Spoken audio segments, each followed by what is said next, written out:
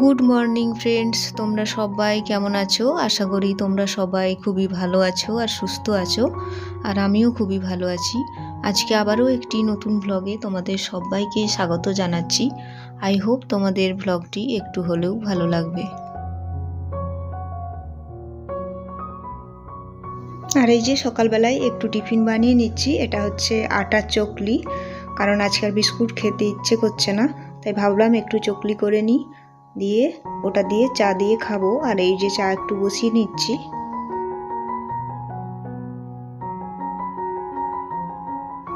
আর ওই পাশে হচ্ছে আমি ভাতটা কিন্তু বসিয়ে দিয়েছি, কারণ ভাতটা না বসালে হবে না, আমার ভাত আগে হবে।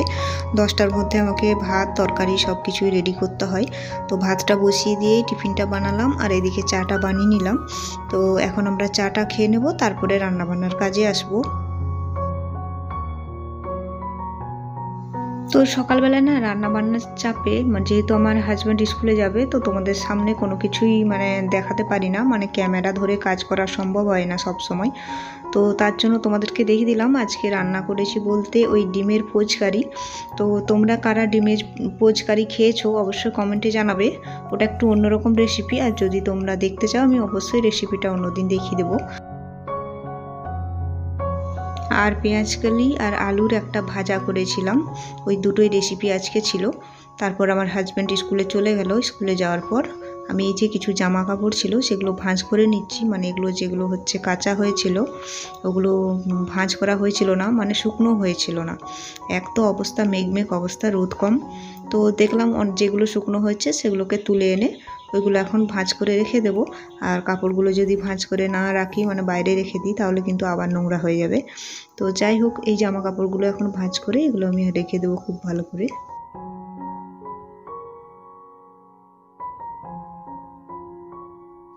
তো এই ঠান্ডা গরমে মানুষের শরীর খারাপ তো হচ্ছেই, তার উপর কাজবাজেরও প্রচুর অসুবিধা হচ্ছে। খবরে শুনছিলাম বৃষ্টি হবে, তাই বৃষ্টি হবে জেনে আমি কম রোদ ছিল তাতেও জামা কাপড় সব ভিজিয়ে দিয়েছি, কারণ ভাবলাম একটু হলেও হাওয়া লেগে যদি শুকনো হয়ে যায়। আর যদি বৃষ্টি হয়ে যায় তাহলে কিন্তু জামা কাপড় একদমই শুকনো হবে না, পরা জামা কাপড়গুলোই ডেলি যেগুলো পরি সেগুলো শুকনো হয় না, তার আবার এইরকম মোটা সোয়েটার সোয়েটার চাদর এগুলো শুকনো হবে। তো যাই হোক, ওই জন্য কাচিয়ে নিলাম।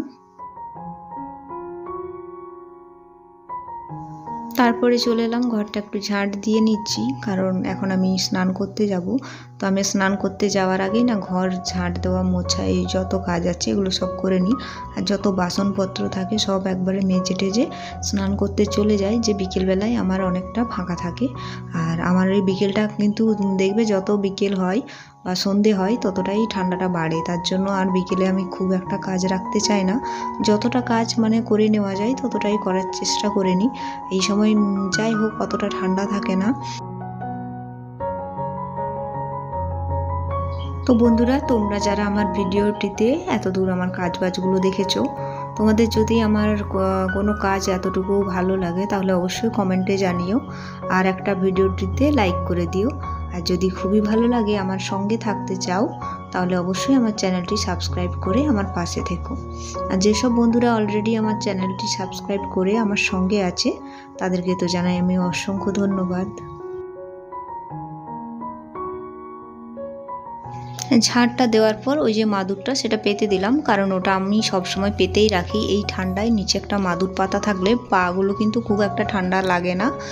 আর এমনিতেও দেখবে ঘরে যদি একটা মাদুর পেতে রাখো, অনেক জিনিসপত্র রাখা হয়, যেমন জামা কাপড় তুলে এনে রেখে দিলাম, এখন গোটাতে ইচ্ছা করছে না, হয়তো পরে করব। তো যাই হোক ভালোই হয়, আমার অনেকটা উপকারে লাগে। আর তারপর এই যে দুপুর 1টা নাগাদ স্নানটা করে নিলাম, আর স্নানটা করে চলে এলাম জামা কাপড়গুলো মিলে দেব। আর এই যে কিছু জামা কাপড় আছে যেগুলো এখনও শুকনো হয়নি, তো সেগুলো ওইভাবে মেলা আছে। আর আমরা তো বারান্দাতে জামা কাপড় মিলি, বাইরে মিলি না।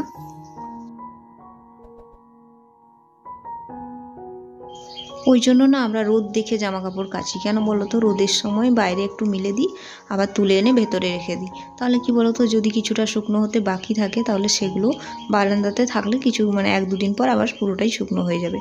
আর এই জিন্সের কাপড়গুলো, এগুলো যদি তুমি রোদ দেখে না কাচো তাহলে কিন্তু একদমই শুকনো হবে না। আর এই যে এইদিকে একটা বাচ্চা এসেছিলো, সে কিছুগুলো সফেদা এনে দিয়েছে, ওদের গাছে নাকি প্রচুর হয়েছে। তো ভাবলাম যে এগুলো এখন বের করে নিই, পলিথিনে থাকলে এগুলো নষ্ট হয়ে যাবে, আর পুরো সবগুলোই না পেকে গেছে, না খেলে পুরো নষ্ট হয়ে যাবে। তো ভাবলাম এমনিতে এত তো একসাথে খাওয়া যাবে না, তো এগুলো বাইরে রেখে দিই, আর এইভাবে হাওয়ায় থাকলে নষ্ট হবে না, আর যতটা সম্ভব খেয়ে শেষ করতে হবে আর কি।